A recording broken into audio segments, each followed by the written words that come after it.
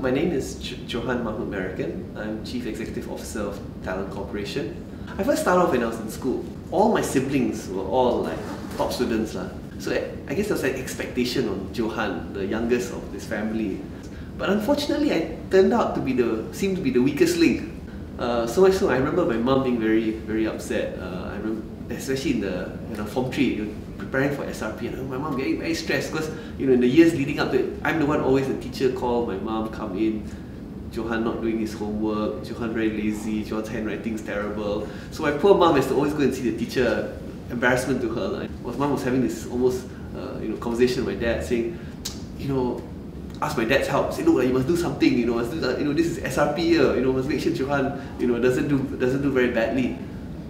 It was a particular turning point because my dad then said, oh, maybe Johan isn't right, maybe he's just not as good as the other thing, which is as accepted.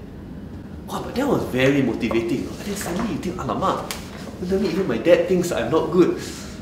So I think sometimes it's very good when it really hits hard, and you suddenly think, wow, I really need to prove myself.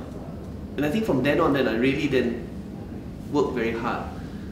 Prove people wrong, especially people you care about. And it's important to prove yourself to them. And then obviously at that time I was already doing very well academically. So I was getting straight A's and I thought, okay, I want to go all the way, I want to go to Cambridge, I've seen this to prove from this so-called not very good student, if I can make it there, it means I'm really fully exonerated. But then the problem of getting to university like Cambridge, you have to go through interview.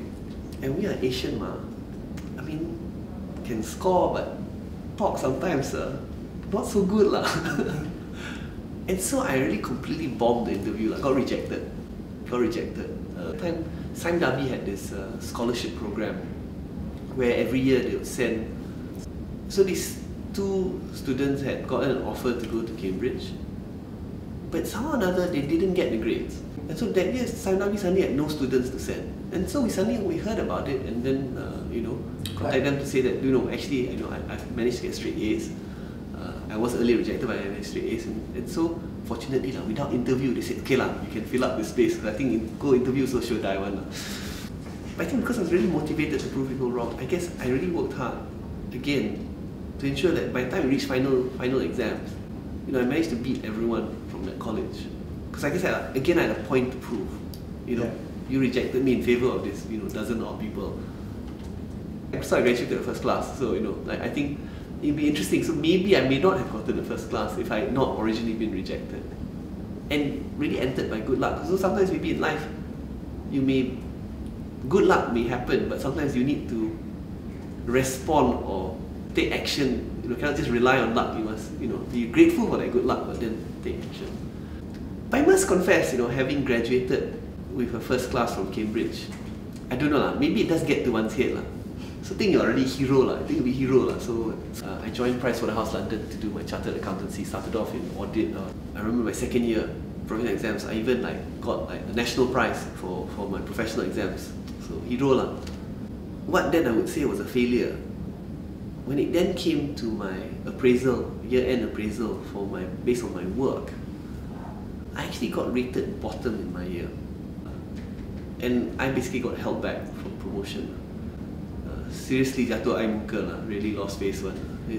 I think in retrospect, having a fail like that is very good. I mean, one, maybe it brought me back down to earth a bit more. I think it's always good to have a bit of a humbling experience.